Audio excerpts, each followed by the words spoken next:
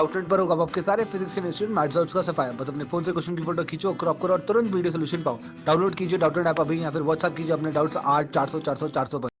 The current enters at A and comes out at D. हमें question में दे रखा है कि करंट हमारा इस पॉइंट पे एंटर कर रहा है और इस पॉइंट से बाहर आ रहा है। ठीक है, sum of the resistances are shown. कुछ रेसिस्टेंस जो है वो इस फिगर में दिखा दिया गया है वैल्यूज, जैसे कि यहाँ पे दिखा दिया गया, इस ब्रांच की दिखा दी गई, इस ब्रांच की भी दिखा दी गई, इस ब्रांच की और इस ब्रांच की और इस ब्रांच की। ठीक है, तो कुछ ब्रांचेज की रेसिस्टेंस हमें दे दी गई है कि कितनी है। What should be the resistance of wire C B. तो हमें बताना है कि जो वायर सी बी है हमारा, उसकी रेसिस्टेंस कितनी होगी। यहाँ से इस पॉइंट और इस पॉइंट के बीच में जो रेसिस्टेंस है वो कितनी होगी, so that it draws double of the current that enters wire B F. ताकि जो करंट है इस वायर बी सी में, वो इस वायर में जितना करंट जा रही होगी उसका डबल फ्लो करे। ठीक है, तो इस क्वेश्चन को सॉल्व करने के लिए सबसे पहले तो मैं इस फिगर को थोड़ा सा सिमेट्रिकली बनाना चाहूँगा। तो ये फिगर आपको कुछ इस तरीके का दिखेगा। ये पॉइंट हमारा सी है और ये पॉइंट हमारा बी है। बी से यहाँ तक ये जो पॉइंट है एफ, मैं इसको यहाँ पे बना रहा हूँ एफ। फिर एफ से कनेक्शन है ई का, और फिर ई से हमारा ये पॉइंट हमारा ए है, और ई से कनेक्शन डी का भी है। ठीक है, अब डी और सी का कनेक्शन है, बी और ए का कनेक्शन है, और ए और डी का कनेक्शन है। ये हमारा कुछ सर्किट बन दिखेगा। आप देख सकते हो एफ से ई और ई से डी और ए का कनेक्शन था, तो यहाँ भी वही एफ से ई और फिर ई से डी और ए का, फिर ए और डी के बीच में आपको ब्रांच दिख रहा है, फिर ए और बी और डी और सी का भी कनेक्शन है, ये वाली और ये वाली। ठीक है, तो ये हमारा कंप्लीट सर्किट हो जाएगा। ठीक है, अब सारी रेसिस्टेंस की वैल्यू मैं इंडिकेट कर देता हूँ। तो हमें दिया हुआ है इस रेसिस्टेंस की वैल्यू, फिर इस रेसिस्टेंस की वैल्यू, इस रेसिस्टर और इस रेसिस्टर, फिर इस रेसिस्टेंस, इसकी निकालनी है, और फिर इसकी वैल्यू दी हुई है 2R/5, इस सब की, बाकी सब की R/5, R/5, R/5 और R/5 दी हुई है। ठीक है, तो ये हमारा सर्किट है इस तरीके का। अब हमें क्या दे रखा है कि इस वायर में अगर मैं करंट मान लूँ, ठीक है, इस वायर में करंट मान लो कि I फ्लो कर रहा है, तो इस वायर में जो करंट होगा वो 2I फ्लो करेगा। ठीक है, तो यहाँ से हम लोग कह सकते हैं ना कि किरचॉफ जंक्शन लॉ से इस ब्रांच से कितनी करंट आ रही होगी, 3I।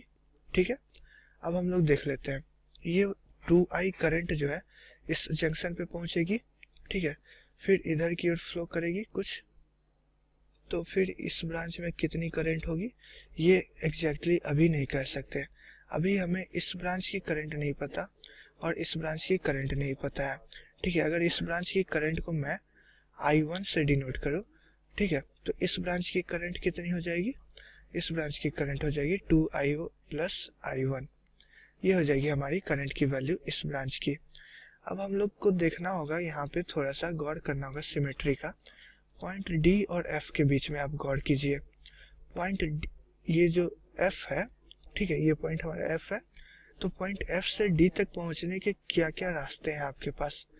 एक रास्ता तो ये है डायरेक्टली, और दूसरा रास्ता ये है। ठीक है, करंट यहाँ से एंटर कर रहा होगा तो तीनों ब्रांच में डिस्ट्रीब्यूट हो रहा होगा कुछ कुछ। ठीक है, हमें नहीं पता कितने कितने डिस्ट्रीब्यूट हुई, लेकिन हमें पता है कि करंट का डायरेक्शन इधर होगा। तो करंट के डायरेक्शन, फ्लो के डायरेक्शन में एफ से डी तक पहुंचने का जो रास्ता है वो यहाँ से यहाँ तक है, और ये एक सी को होते हुए यहाँ से यहाँ तक है। क्या एफ से इधर की ओर करंट फ्लो करके ए से होके फिर कुछ और करंट जाएगी? ऐसा तो नहीं होगा, क्योंकि ए तो हमारा सोर्स ही है, ए से तो करंट एंटर ही करेगा। तो इस यहाँ से करंट जो है, ये करंट कभी भी इधर की ओर डिफ्लेक्ट नहीं होगी। ये करंट और ये करंट, इस ब्रांच की करंट मिलके इस ब्रांच में फ्लो करती हुई दिखेगी आपको।